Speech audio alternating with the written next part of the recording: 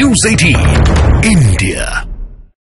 लगातार शांति की अपील की जा रही है, लेकिन हरियाणा पुलिस ने बड़ा दावा किया है कि दाता सिंह खनौरी बॉर्डर पर प्रदर्शनकारियों ने पराली में मिर्च पाउडर डालकर पुलिस का घेराव किया। पुलिस का यह भी दावा है कि प्रदर्शनकारियों ने पुलिस पर हमला करने के लिए पथराव के साथ साथ लाठी और धारदार हथियार का भी इस्तेमाल किया है। इस हमले में 12 पुलिसकर्मी घायल हो गए हैं। यह पुलिस की तरफ से बड़ा दावा किया गया है। खनौरी बॉर्डर पर जिस तरीके से कल टकराव की स्थिति हुई थी, उसके बाद से पुलिस की तरफ से दावा किया जा रहा है कि प्रदर्शनकारियों ने पुलिस पर हमला किया है। 12 पुलिसकर्मी घायल हुए हैं, तो वहीं एक किसान की मौत की खबर भी सामने आ रही है। प्रदर्शनकारियों द्वारा दाता सिंह खनौरी बॉर्डर पर पुलिस कर्मियों को घेरकर पुलिस नाके के आसपास भारी मात्रा में पराली में मिर्च पाउडर डालकर आग लगा दी गई और पुलिस कर्मियों पर प्रदर्शनकारियों द्वारा भारी पथराव तथा लाठी गंडासे से भी हमला किया गया। इस हमले में लगभग 12 पुलिसकर्मी गंभीर रूप से घायल हुए हैं और इस जहरीले धुएं के कारण नाके के आसपास के क्षेत्र में पुलिस कर्मियों को सांस लेने में दिक्कत हुई और दिखने में भी भारी परेशानी का सामना हुआ।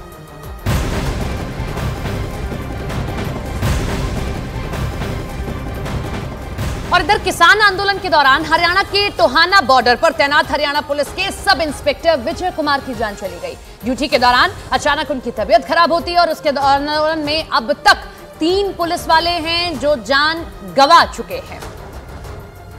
तो ये बड़ी खबर आप देख रहे हैं। ये एक दुखद खबर भी है कि किस तरीके से इस पूरे आंदोलन के दौरान इधर पक्ष के भी और उधर पक्ष के भी लोग जान गंवा रहे हैं। और मानव लगातार हमारे साथ बने हुए हैं। मानव, देखिए, साफ तौर पर यह तस्वीर नजर आ रही है कि प्रदर्शन किसी का भी हल नहीं है, दोनों तरफ से नुकसान हो रहा है। अब आगे की रणनीति क्या रहने वाली है किसानों की, क्योंकि 2 दिन के लिए उन्होंने दिल्ली कूच टाल दिया है।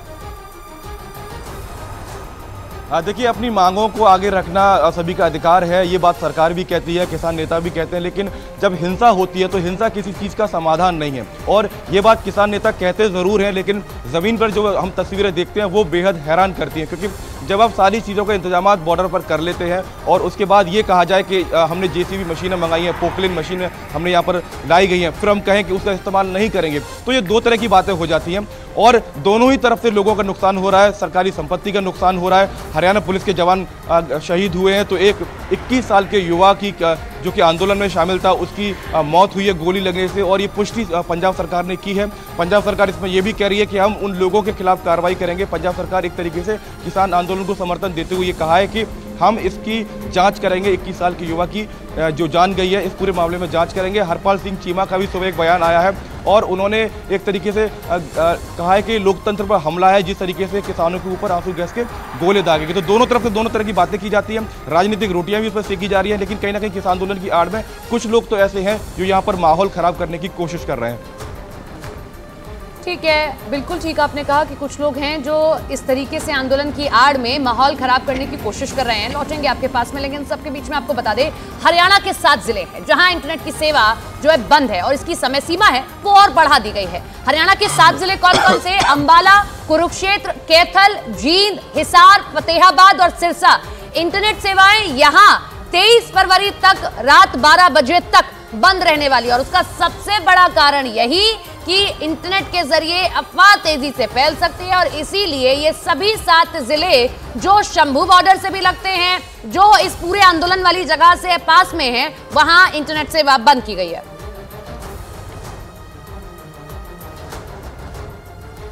अपडेट एक बार आपको पूरा दे देते हैं कि अब तक प्रदर्शनकारियों के दिल्ली कूच को लेकर क्या क्या तस्वीरें आई हैं। शुरुआत करते हैं। प्रदर्शनकारियों का दिल्ली कूच 2 दिनों के लिए टल गया है। खनौरी बॉर्डर पर 12 पुलिसकर्मी हैं जो घायल हो गए हैं इस आंदोलन के दौरान।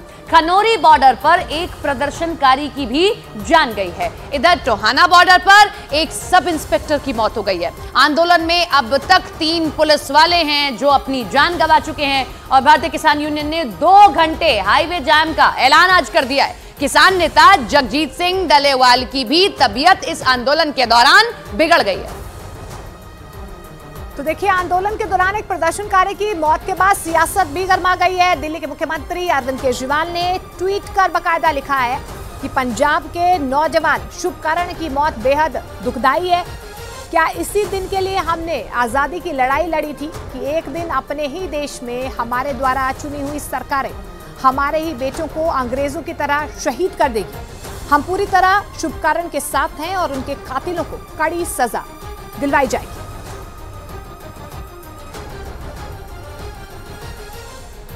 किसानों के आंदोलन पर बीजेपी और आम आदमी पार्टी के बीच सियासी जंग शुरू हो गई है, जिसको जो जहां से फायदेमंद दिखाई दे रहा है वो वहां से उस हिसाब से बातें कर रहा है। बीजेपी जहां प्रदर्शनकारियों को भड़काने का आरोप आम आदमी पार्टी पर लगा रही है, वहीं आम आदमी पार्टी खुद को किसानों का हितैषी बताते हुए उनके साथ खड़े होने की बात कह रही है। सरकार को दिल्ली दिया वो अगे कोई स्टेडियम ਜਾਂ कोई रामलीला ग्राउंड उन्होंने दे देंगे, उत्थे बह के प्रदर्शन करते, शांतिपूर्वक प्रदर्शन उन्होंने मंगां बारे विचार वटांदरा हुंदा। 22 जनवरी 2021 तो लैके अज तक कुछ नहीं होया। लास्ट मीटिंग 22 जनवरी 2021 ਨੂੰ हुई है किसानों नाल। जे किते इन्होंने 3 सालों के कोई गलबात की होंदी शायद ये मसला अज पैदा ही ना होंदा। सो मैनूं बहुत दुख है कि मेरे राज का एक 21 साल का नौजवान शुभकरण अज इस दुनिया च नहीं रहा।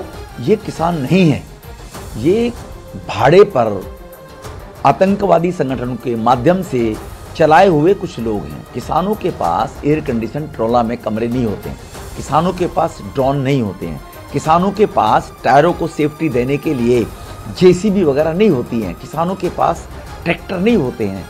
ट्रैक्टर 1.5 एकड़ का, 2 एकड़ का, 2.5 एकड़ का, 3 एकड़ का, ऐसा किसान देश में 80% है। ये 200 एकड़ 400 एकड़ वाले लोग ये खालिस्तान समर्थित जो संगठन हैं उनसे फंडेड और कांग्रेस से फंडेड लोग हैं। तो अन्नदाता के आंदोलन पर लगातार सियासत भी हो रही है। पंजाब बॉर्डर पर एक आंदोलनकारी की मौत पर बंगाल की मुख्यमंत्री ममता बनर्जी ने बीजेपी पर निशाना साधा है। उन्होंने ट्वीट कर कहा है, सभी युगों में जमींदारों ने हमेशा गरीबों पर अत्याचार किया है, उन्हें क्रूर बल के अधीन कर दिया है, लेकिन इससे पहले कभी भी किसी चुनी हुई सरकार ने अपने अधिकारियों के लिए प्रदर्शन कर रहे निर्दोष किसानों को नहीं मारा है। 10 सालों तक हमारे किसानों से झूठ बोलने और उनके साथ दुर्व्यवहार करने के बाद बीजेपी सरकार अब उन्हें बेदर्दी से मार रही है।